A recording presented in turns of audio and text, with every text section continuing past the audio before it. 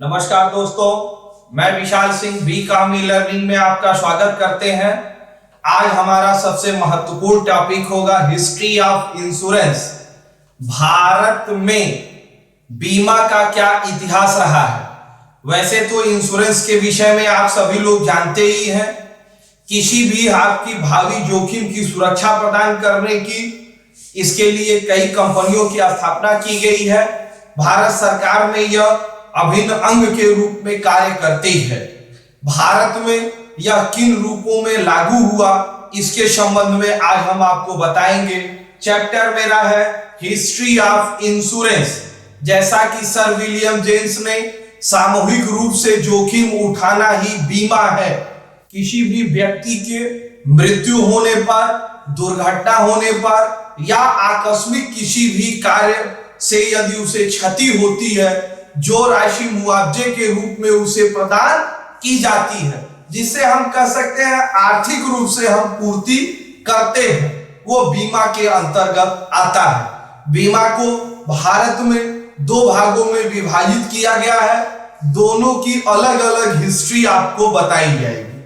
सर्वप्रथम हम बताना चाहेंगे कि बीमा की हिस्ट्री सबसे पहले दो भाग में, एक है जीवन बीमा, LIC कॉर्पोरेशन ऑफ इंडिया के विषय में आप जानते हैं, लेकिन पूर्ववर्त में क्या इतिहास रहा उसके विषय में बताई जाएगी।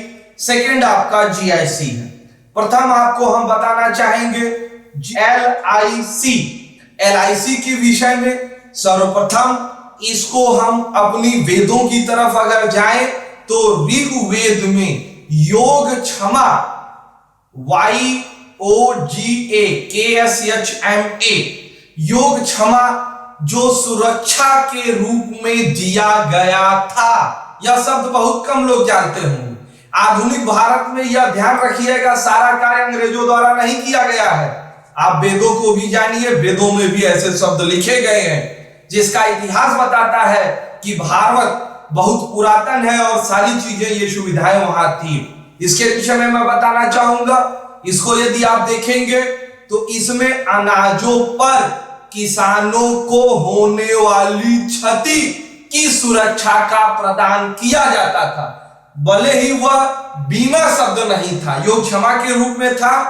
जो भी किसान प्राकृतिक आपदा में उनके अनाजों की क्षति होती थी, जूस उत्पादन में उनकी जो लागत आती थी, उस लागत की पूर्ति करने के लिए वहां पर एक निश्चित राशि जमा होती थी, जिन्हें उन्हें सुरक्षा प्रदान की जाती थी। लेकिन अब कुछ स्थितियां क्या रही। सर्वप्रथम हम first by topic year wise आपको बताएंगे, किस किस ईयर में क्या है उसको आप देख सकते हैं।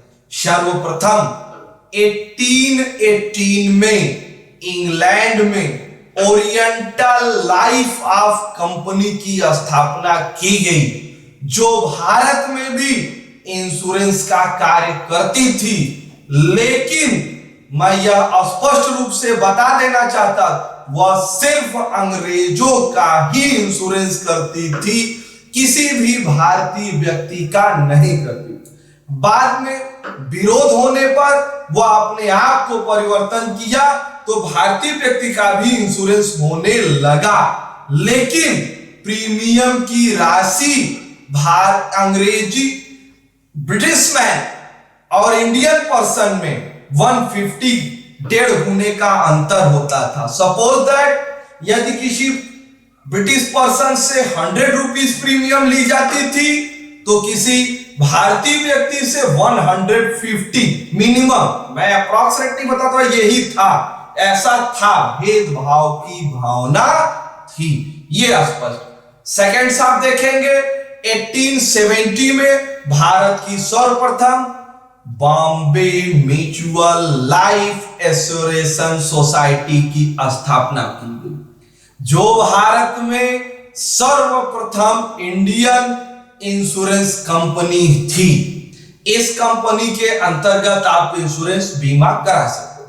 थर्ड पोजीशन है 1896, भारत इंश्योरेंस कंपनी की स्थापना की गई। इसी कंपनी में यह स्पष्ट किया गया कि ब्रिटिश पर्सन और इंडियन पर्सन में कोई भी भेदभाव नहीं होगा। दोनों व्यक्ति की प्रीमियम की अमाउंट, पॉलिसी का कंडीशन, टर्म, मैच्योरिटी अमाउंट सभी बराबर होंगे। या ध्यान देने वाले, ये किस कंपनी से हुआ था? Bharat assurance company. इसके बाद भारत में 1912 में सर्वप्रथम जीवन बीमा के संबंध में लाइफ LIC एक्ट पारित किया गया। इस एक्ट को एक्यूटेरेसी के अंतर्गत एक रूल्स बनाए गए। एक्यूटेरेसी के अंतर्गत बताया गया कि प्रीमियम, वैल्यूएशन और इनके रूल रेगुलेशन बताए, एक्ट बना। इसके पहले इंग्लैंड के एक्ट था, यह भारत के लिए स्पेसिफिक एक्ट की स्थापना। एक महत्वपूर्ण शब्द आपको बताना चाहें, प्रोविडेंट फंड, क्योंकि बीच में आ गया जबान पे तो बता देना जरूरी है। भारत में प्रोविडेंट फंड की स्थापना 1912 में भी आया था। यह ध्यान रखिएगा, 1912 में दो है। 1912 में इंश्योरेंस एक्ट पारित हुआ और 1912 में प्रोविडेंट फंड आया था। 1912 में ही LIC की भी स्थापना की गई थी, जो 1938 एक्ट के अंतर्गत डिफाइंड किया गया। नेक्स्ट, भारत स्वतंत्र हुआ।